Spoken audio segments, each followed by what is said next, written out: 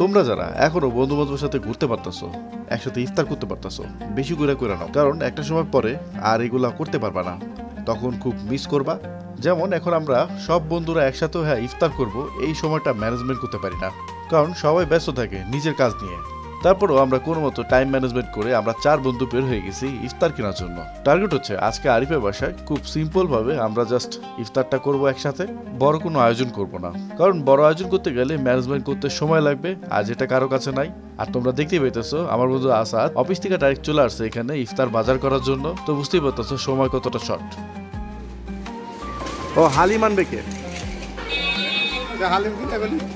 যারা ভাবতেছো ঘাসের উপরে বিছানা চাদর বিছায় অ্যাস্থেটিক ইসলামিক মিউজিক লাগায় খুব সুন্দরভাবে আমরা ইফতার করব, তাদেরকে ওয়ার্নিং জানাইতেছি, কারণ তোমরা এই ভিডিওতে দেখতে পারবা একটা পিওর ন্যাচারাল ব্যাচেলারের ঘর যেরকম থাকে ওইখানে তার বন্ধু বান্ধবরা ইফতার করলে যেমন দেখায় ঠিক ওইটাই একদম র।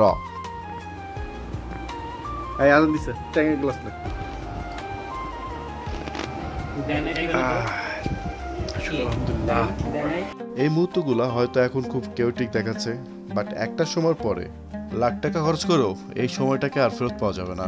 তো প্রতিনিয়ত আমার লাইফের কেওটিক সময়গুলা আপলোড করে রাখতেছি এই ভার্চুয়াল ডায়েরিতে। কে জানে একটা সময় পরে হয়তো এই মুহূর্তগুলোকে স্মৃতিচারণ করার জন্য ভিডিও বের করে দেখবো আর হাসবো।